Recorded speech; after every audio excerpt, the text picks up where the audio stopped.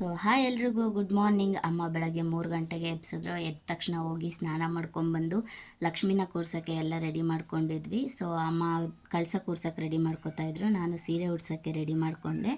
ಅಂತೂ ಇಂತೂ ಎಲ್ಲ ಮುಗಿಯೋಷ್ಟೊತ್ತಿಗೆ 6 ಗಂಟೆ ಆಯಿತು. ಸೊ 6 ಗಂಟೆಗೆ ನಮ್ಮ ಮನೆಯಲ್ಲಿ ಪೂಜೆ ಆಗೋಯಿತು.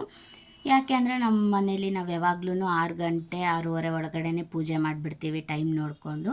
ಸೊ ಪೂಜೆ ಎಲ್ಲ ಆದಮೇಲೆ ಸಿಹಿ ತಿಂಡಿ ಮಾಡಬೇಕು ಅಂಥೇಳಿ ನಾವು ಇಲ್ಲಿ ಒಬ್ಬಟ್ಟಿಗೆ ರೆಡಿ ಮಾಡ್ಕೊಂಡ್ವಿ. ಸೊ ಫಸ್ಟ್ ಹೂರ್ಣ ನಮ್ಮ ಮನೆಯಲ್ಲೇ ರುಬ್ಕೊಂಡು ರೆಡಿ ಮಾಡ್ಕೊಂಡು ಇಟ್ಟಿದ್ವಿ. ಮುಂಚೆನೇ ಅಮ್ಮ ಎಲ್ಲ ಕಲಸಿಟ್ಟಿದ್ರು.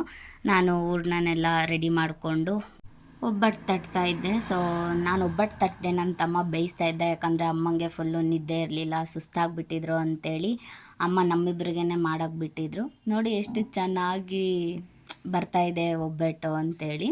ಹಾಗೆ ತುಂಬ ರುಚಿಯಾಗೂ ಕೂಡ ಬಂದಿತ್ತು.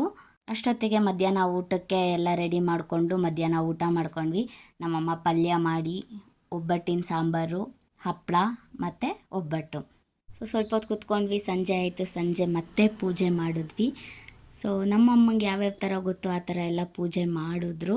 ಹಾಗೆ ಹಾಡು ಹಾಡಿದ್ವಿ, ಕತೆ ಓದಿದ್ವಿ, ದೇವ್ರಿಗೆ ಮತ್ತೆ ಪೂಜೆ ಮಾಡಿದ್ವಿ. ಇದನ್ನು ನೀವೆಲ್ಲ ಏನಂತ ಕರಿತೀರೋ ಗೊತ್ತಿಲ್ಲ, ನಮ್ಮ ಮನೇಲಿ ಕಂಕಣ ಅಂತಾರೆ ನಮ್ಮಮ್ಮ. ಅದನ್ನು ಬೆಳಗ್ಗೆ ನನ್ನ ಕೈಗೆ ಕಟ್ಟಿರಲಿಲ್ಲ, ಸೊ ಈಗ ಕಟ್ಟಿದ್ರು. ಹಾಗೆ ಅಮ್ಮನ ಫ್ರೆಂಡ್ಸ್ ಎಲ್ಲ ಅವ್ರನ್ನ ಅರಿಶಿನ ಕುಂಕುಮ ತಗೊಳ್ಳೋದಕ್ಕೆ ಅವ್ರ ಮನೆಗೆ ಕರೆದಿದ್ರು. ಸೊ ಅಮ್ಮ, ನಾನು, ಅಮ್ಮ, ಅವ್ರ ಫ್ರೆಂಡ್ಸು ಎಲ್ಲರೂ ಅವ್ರ ಮನೆಗೆ ಹೋಗಿ ಅರಿಶಿನ ಕುಂಕುಮ ತಗೊಂಡು ಬಂದ್ವಿ. ನಾವು ಅಲ್ಲಿ ಹೋಗಿ ಅರಿಶಿನ ಕುಂಕುಮ ತೊಗೊಂಡು ಬಂದಮೇಲೆ ಅವರು ನಮ್ಮ ಮನೆಗೆ ಬಂದಿದ್ದರು ಅರಿಶಿನ ಕುಂಕುಮ ತಗೊಳ್ಳೋದಕ್ಕೆ.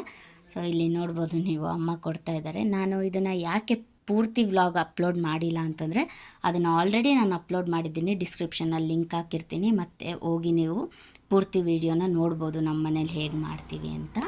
ಲಾಸ್ಟಲ್ಲಿ ನಾವು ದೇವರಿಗೆ ದೃಷ್ಟಿ ತೆಗಿತೀವಿ ಎಲ್ಲ ಮುಗಿದ್ಮೇಲೆ. ಸೊ ಇಲ್ಲಿ ದೃಷ್ಟಿ ತೆಗಿತಾ ಇದ್ದೀವಿ. ನಾನು ಅಲ್ಲಿ ನಗ್ತಿರೋದಕ್ಕೆ ನಮ್ಮಮ್ಮ ಸಾಂಗ್ ಲಿರಿಕ್ಸ್ ಏನೇನೋ ಹಾಡ್ತಿದ್ರು, ಅದಕ್ಕೋಸ್ಕರ ನಾನು ನಗ್ತಾ ಇದ್ದೆ. ಸೊ ಈ ವ್ಲಾಗ್ ಏನಾದರೂ ನಿಮಗೆ ಇಷ್ಟ ಆಗಿದರೆ ಪ್ಲೀಸ್ ಲೈಕ್ ಮಾಡಿ, ಶೇರ್ ಮಾಡಿ, ಕಮೆಂಟ್ ಮಾಡಿ, ಹಾಗೆ ಸಬ್ಸ್ಕ್ರೈಬ್ ಮಾಡೋದನ್ನು ಮರಿಬೇಡಿ.